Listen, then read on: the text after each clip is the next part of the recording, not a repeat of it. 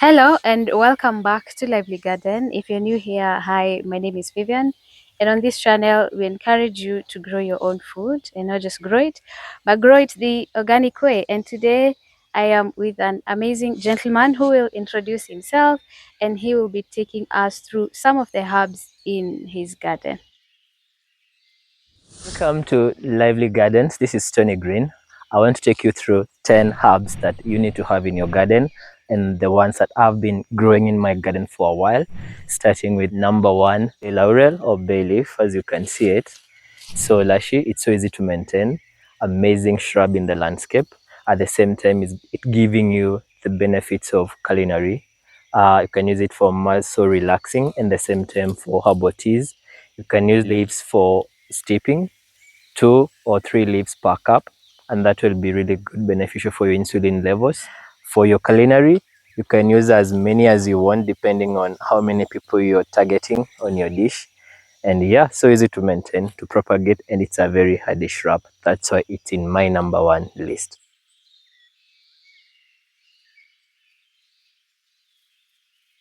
Yeah, now I want to take you to my number two list, which is a herb at the same time a flower. It's a lavender. As you can see, I have them around my house. Why? They act as a mosquito repellent, and at the same time the smell is heavenly. So I use the flowers.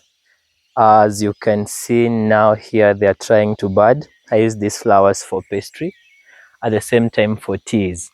So people with insomnia, I recommend you to have lavender tea each and every evening. I take dried flower petals, this, a teaspoon in a cup, and then you steep them and consume them. In pastry, again, depending on the size of your pastry, of your cake or whatever you're working on. This is my number two list. It's a very hardy shrub, easy to maintain, does very well around the landscape as well. I'll take you to my number three on the list. Walk with me. Here we are. This is I love it. Yeah, my most loved herb in the whole wide world. It's the rosemary. Rosemary has a lot of benefits, as you know, in terms of memory, in terms of antioxidants. At the same time, the flavors, you can use them for tea and for cooking, especially the red meat. It's heavenly. So I recommend rosemary in the garden. You can incorporate everywhere within your garden. It's a hardy shrub. It's a perennial. At the same time, it is a herb that welcomes biodiversity, as many bugs, beneficial bugs, come around it. I think maybe it's because of the flavors. At the same time, I use the rosemary leaves for pesticide management. I use the extracts, the oils for the rosemary to make organic pesticides. I'll take you through that on the next episodes. Let me get you on my number four. Yeah, my number four list is, this is a curry bush plant. Yeah, it's my number four. People say it's a rosemary. It's not, because the smell is totally different. Why do I love it? It's so hardy. It's a perennial shrub as well, and it's the key ingredient in Royco making, and the smell is heavenly. You can use it both dry, at the same time green. A good thing about it, a herb that will do very well in arid areas, and the smell will be heavenly. You can use it for culinary purposes, extraction of essential oils, and landscaping as well.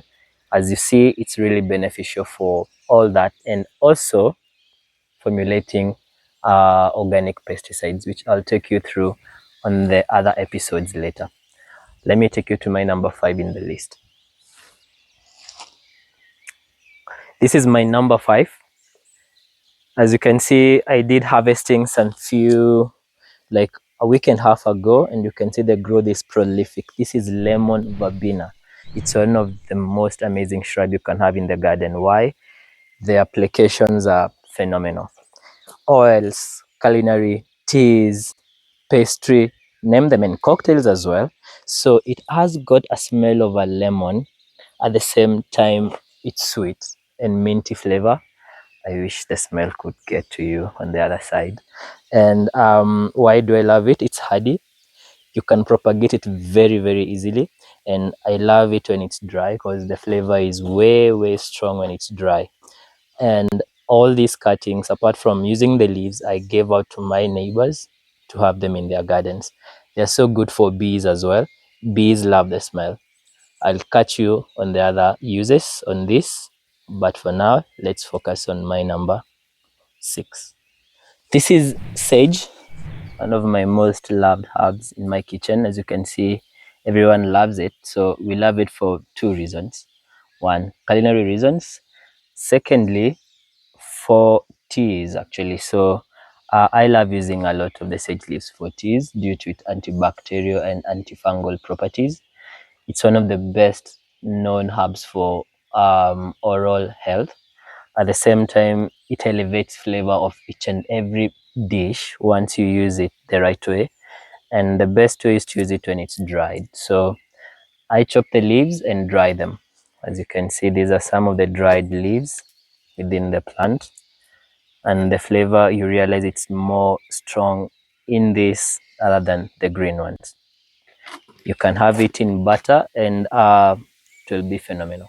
I'll catch you on the other uses of the sage. I'm trying to do more research on how I can use it for formulating organic fungicides for growing healthy crops. Yeah, now we all are in sustainability, and this brings me to the other herb in my list, which is my most loved herb again, oregano, due to how it grows nicely. It's an excellent ground cover, amazing flavor from the leaves. And why? You know, in almost all the pizza flavors that, I know everyone loves pizza, almost everyone loves pizza, and the oregano is a key ingredient in that.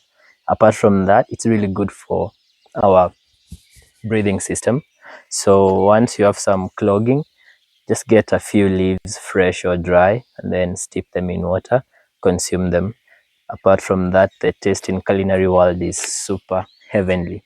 Again, I want to see how I'll do more of organic pesticides using oregano essential oils. I'll keep you posted once that is done. Catch you on the next one. This is my other herb. Amazing, amazing herb. As you see, it's thyme. Thyme, they come in 3 types that I know of. We have the winter thyme, which is really aromatic, lemon thyme, which has got some lemon flavor in it, and the normal common garden thyme, as you can see. All have amazing flavors. And the reason I love them is you can have it in small pots like what I'm holding here, and you can have amazing, excellent dishes. Chicken, name any type of meat that you may think of. Thyme will really blend in very well with it. And another thing, it's thyme tea is good for managing your high blood pressure, so, and managing your cholesterol levels. So you can have a few thyme leaves, steep in water or boil, but I prefer steeping, and that will be really a good remedy to manage your cholesterol and your high blood pressure as well. The same time, the taste is heavenly. So I recommend you can embrace your pots within your veranda or around your kitchen windowsills and grow a few of these. It's really easy to maintain. Now, this is my other herb, lemongrass. We all love lemongrass due to its flavors and numerous applications. So it's a must-have in each and every garden. 1, culinary purposes. 2, keeps off mosquitoes at night. And as you can see, mine, I grew them in crate, an old crate that got torn, and the only thing I would envision it is just to grow some lemongrass in there, and they are awesome and easy to maintain. So when you're focusing on your herbs or your kitchen gardening herbs, please can you focus on what is easy to maintain, not highly sensitive plants. There are some herbs which are highly demanding your attention and others are not. So these are good one. These are good buddy. So this is our dark, it's purple African basil. As you can see, the smell is heavenly, and it's actually one of the hardiest basil plants you can have around. It's easy to propagate, easy to maintain, and the flavor is heavenly. So you can use basil for many applications. Pesto making, you can use it for chicken, fish, but mostly pasta. That will be really a good one for you. And another thing that I love basil for is stews. Yeah, any stew will blend in well with this. Yeah, I want to take you through bullet points or key takeaway points on the herbs that you need to grow easy for beginners and maybe for plant enthusiasts or plant whisperers. Now, the easiest ones to grow: rosemary. Very easy to grow, doesn't need a deep pot. It's a shallow rooted plant, and you can water it sparingly. That is 3 times a week or 4 times a week, depending on where you are. Number 2, you can do lemon verbena. It's a hardy shrub. Again, you can grow it easily, even though it's a medium rooted shrub, but still, yeah, you can manage it and easily. Number 3, sorry, you can do curry bush plant. Easy to propagate, easy to maintain as well, and it's quite hardy. You can have it in arid areas. Again, not so demanding. And then again, on my list, on the basil sides, we have the dark purple African basil. It's really hardy among the basil families, and it's one of the most prolific basil you can ever have in your garden. And then we have on my list again is thyme, the garden thyme. It's quite easy to maintain, quite hardy, and doesn't need a lot of attention.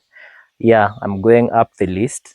We have bay leaf. It takes a while to grow. The growth is quite slow, but once established, then you're assured of everlasting growth, and that's what I makes me feel that it's gonna be on the list. And then we have mints. Mints are a bit challenging because once they are a bit thirsty plants, so you need to keep on watering them. That's why I don't consider them as easy to maintain. And then on my hard list, we have the Italian sweet basil. It's one of the most loved basil plants in the world due to its flavor and sweetness, but really challenging to maintain. You will kill a few of them before you get to hack how to maintain them. And then we have again, oh, I forgot sage. Sage is the easiest to maintain. Yeah, I'll give you more list and more detail on the other videos to show you the easiest one to maintain.